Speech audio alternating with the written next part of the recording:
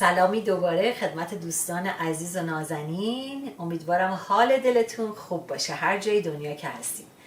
به کانال خودتون خوش اومدین. امروز باز یه رسیپی دیگه از مادر شوهر گلم دارم، خدا بیامرز. طرز تهیه مرغ ترش گیلانی. البته این مرغ ترش به چند طریق درست میشه تو گیلان، ولی این رسیپی مادر شوهرمه. ولی رسیپی های بعدی رو هم حتما خدمتتون خواهم گفت. مثلا بعضیا توش لپه میریزن، ولی این بدون لپ هست.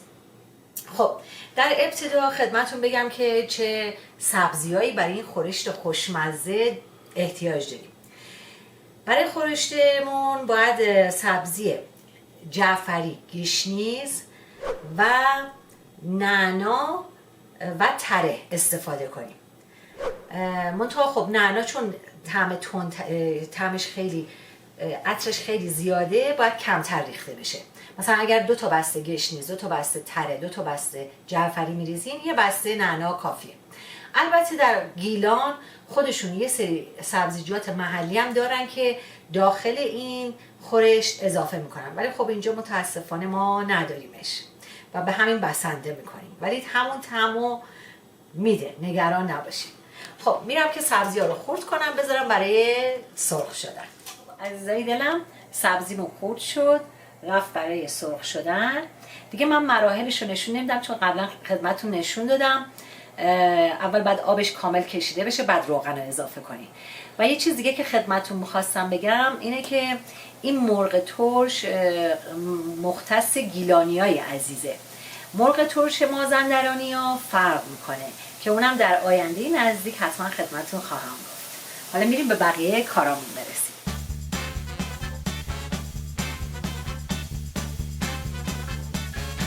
خب عزیزای دلم، برای این غذا حدود 1.5 کیلو من سبزی آماده کردم.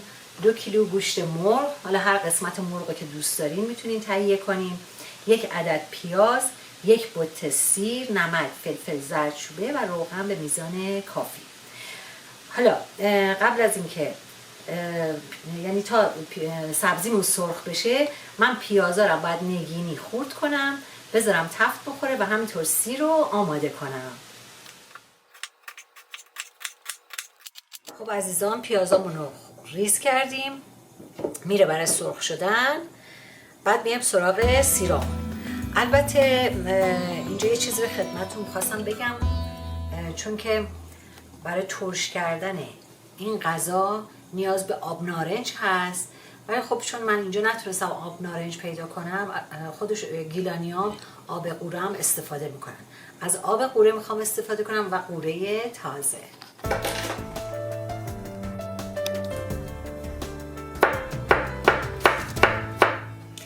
سیرا رو باید به این شکل ریز بکنین. خب پیازا به این مرحله که رسید تقریبا کافیه، چون یه ذره باید با سیرا تفت بخوره و با مرغ. سیر میریزیم داخلش.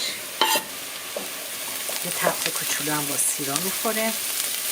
سعی کنید زیاد سیر و تفت ندین، چون که اگر یه حالت زیاد سرخ شده پیدا کنه تلخ میکنه غذاتون.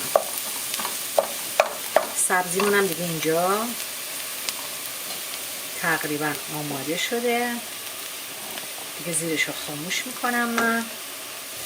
خب چون یه مقدارم باید با مرغمون تفت بخورن دیگه کافیه. زردچوبه و فلفل و نمکش رو اضافه میکنیم.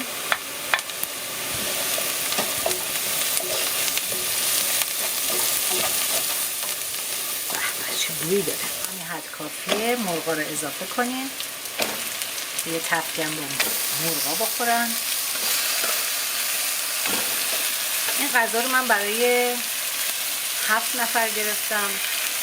شما میتونید مقدارش رو کمتر کنین، چون امروز مهمانان عزیزی دارم که قراره بیان پیشم. همونطور که ملاحظه کردیم من نمکش هم اضافه کردم بهش، چون مرغ مثل گوشت نیست که دیرپز باشه. زودتر میپزه، اشکال نداره نمکش رو همون اول اضافه کنیم.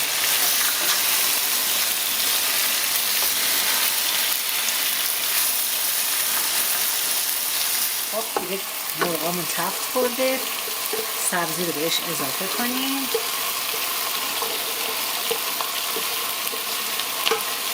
گیلانیای عزیز تره نمیریزن تو این غذا، ولی همون جور که خدمتتون گفتم این دستور مادر شوهرمه که میگفت تره باعث میشه که این غذا یه لعابی پیدا کنه.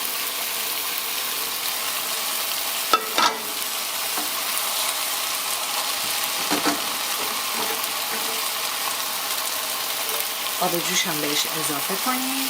تا همین حد آبش کافیه، زیاد آبدار نمیخوایم بشه. درش رو میذاریم تا 1 ساعت برای خودش بپزه. بعد از 1 ساعت طعم دهنده ها رو بهش اضافه میکنیم. خب عزیزای دلم، الان 1 ساعتی که خورشتمون داره میپزه. الان وقتشه که قوره برای این مقدار خورش نصف استکان آب قوره اضافه کنیم، بذاریم 1/2 ساعت دیگه بپزه. تو این فاصله من برنجم هم گذاشتم که جوش بخوره و آب کشش کنم و بذارم دم بکشه. برنجو الان میریم آب کش میکنیم که با آب و نمک گذاشتیم جوشیده 10 دقیقه. امروز من میخوام برای تعدیق این برنجمون سیب زمینی رو به این شکل بذارم.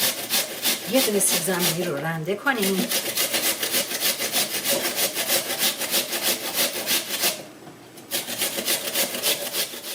به این سیب زمینی یه مقدار زعفرون بزنیم. خیلی تعدیق خوشگلی در میاد. یه مقدارم نمک بزنین.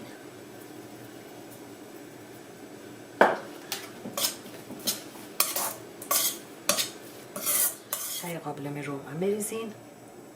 من اینجا از این مایتابه پهن استفاده کردم که تعدیقش بیشتر بشه.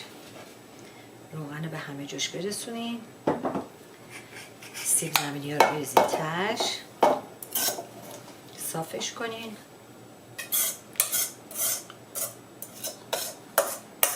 قشنگ سیب زمینی رو پهن کنین داخلش.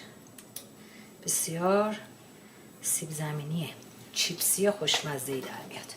برنجو بریزین روش، بذارین برای دم.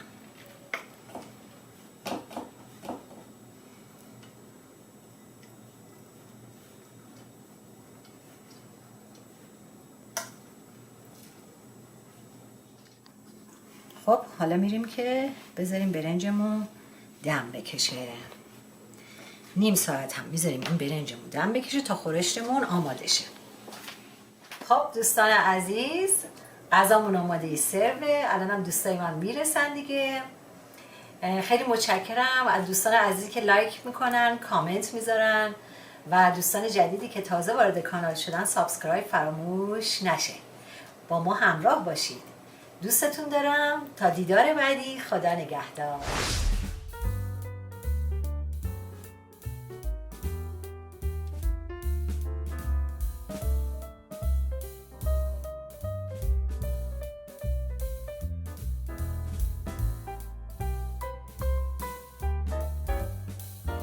دیگه همرمانی گفتم خیلی تند شده. بچه‌ها نوشیدنی بریزم براتون. مرسی. لیموناد درست کردم چون من نوشابه‌ای نیستم، ببخشید. علی بیا بگیر. سالادم بذارم علی. حالا یه دیگه بگی باید سالاد. کامل. آها. آفرین. امیدوارم طعمشم دوست ساری. علی هست. خیلی هم خوشمزه. بعد تو ترشیش خود شمالیا چیز میریزن، آب نارنج میریزن، ولی چون اینجا نداشتیم من آب قوره ریختم. دیدم قوره تازه هم هست، گفتم بذار استفاده کنم. دقیقاً قوره خیلی خوشمزه‌اش کرده. Get over here. Sit down. Sit down ببینم. What are you doing? Rosie sit. خیلی خوشمزه است. دوست داشتی قورش خیلی. نوشی جان. خیلی خوب لذت شده نوشی جونتون عزیزم. نوشو جان. آره؟ نه سیره. این با ماهی هم خوشمزه میشه. چون شمالی آره. خیلی این چیز معمولا خودشون با ماهی دودی میخورن. آره مای دودی هم خیلی میذارم طعمه یه طعمه بعد قریه میاد. چون شمالیه مثلا میگه طعم قریه میده به خاطر سیرشه، چون غذای شمالی ها اکثرش سیر داره. جای آقا مسعودم خالی. واقعا آخه آره خیلی جات خالی. ایشالله دفعه دیگه اینجا. انشالله.